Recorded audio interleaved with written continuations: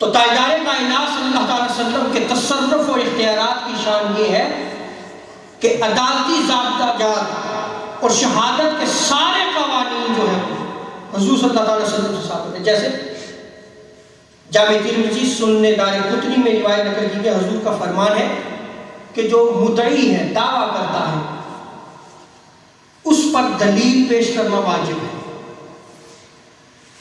وہ دلیل پیش کرے جو دعویٰ کرتا ہے، جو مدعی ہے. اب آپ اس کو ہماری مذہبی زندگی میں دیکھیں. جیسے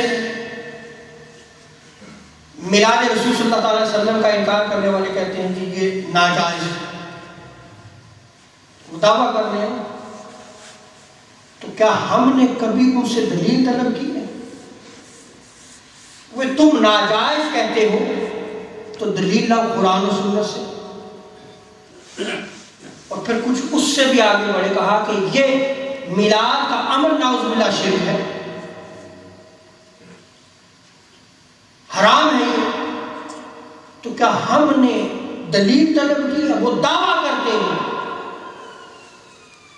کوئی دعویٰ کرنے والے تم ہو. اگر یہ عمل حرام ہے تو دلیل بھی تم لے کے آؤ. اور ہمارے ہاں کیا ہوتا ہے؟ ہم پریشان ہو جاتے ہیں.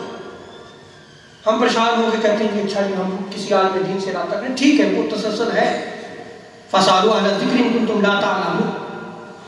لیکن وہ تو دعویٰ کر رہا ہے.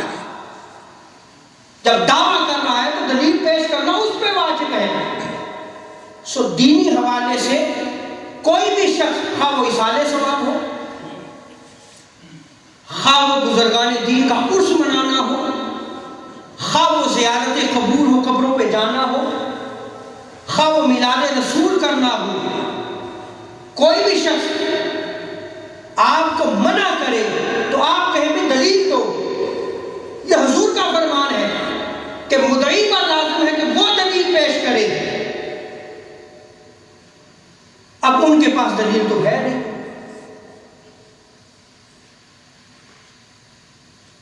اور ہمارے نوجوان دین سیکھنے کے شوق میں جو ہے وہ کیا کرتے ہیں کہ ان کی بات کو جو کہتے ہیں جی دیکھیں جی قرآن و سنت میں نہیں بیان کیا گیا، کہاں ہے میلاد منانا، کہاں ہے قرآن میں لکھا ہوا. آپ سمجھے؟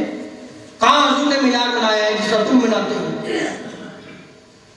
اس طرح کے سوالات کر کے، یہ سوالات نہیں ہیں بھئی تم نے حرام کہا ہے تو حرام کے لیے وہ دلیل قرآن و سنت سے ہونی چاہیے. وہ دلیل تم لے کے آؤ اور اس کے ثبوت میں پھر ہم لے کے آئیں گے کہ آیا یہ عمل جائز ہے، مستحب ہے یا نہیں ہے. پہلے تم دلیل لے کے آؤ. تو تاجدار کائنات صلی اللہ علیہ وسلم نے ارشاد فرمایا اور مدعا علیہ، یعنی جس پر دعویٰ کیا گیا ہے، انکار کر کے جس پہ دعویٰ کیا گیا تھا تو اس پر پھر قسم جو ہے وہ لازم ہے، واجب ہے. یہ کس نے ارشاد فرمایا؟ تاجدار کائنات صلی اللہ تعالیٰ علیہ وسلم.